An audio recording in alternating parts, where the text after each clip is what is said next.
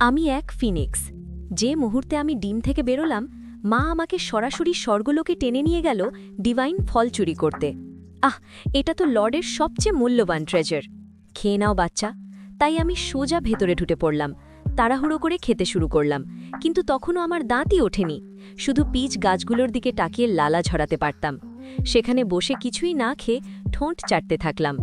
আমার মা ডিমন লোকের বিখ্যাত আজব, জিরো এলিগেন্স, জিরো গ্রেস, একদমই আসল ফিনিক্সের মতো নয়। সবসময় কোথাও না কোথাও খাবার চুরি করছে বা ঝামেলা বাঁধাচ্ছে। তাই আমার ব্লাড লাইন এত গড়বড়। আমি তো জন্মই নিয়েছিলাম মানুষের রূপে। মায়ের বুঝতে অনেক বছর লেগে গেল যে কিছু একটা ভুল আছে। তার সোনালি লাল লেজের পালক আস্তে করে আমার গালে ছুঁয়ে দিল। এই ছোট লাল টুকরোটা সত্যি আমার বাচ্চা? এর ডানাও কেন নেই? সে সাবধানে আমার পেটে আঙ্গুল দিয়ে ঠেলা দিল। আমি তখন ক্ষুধার্ত ছিলাম, তাই মুখ খুলে কেঁদে উঠলাম।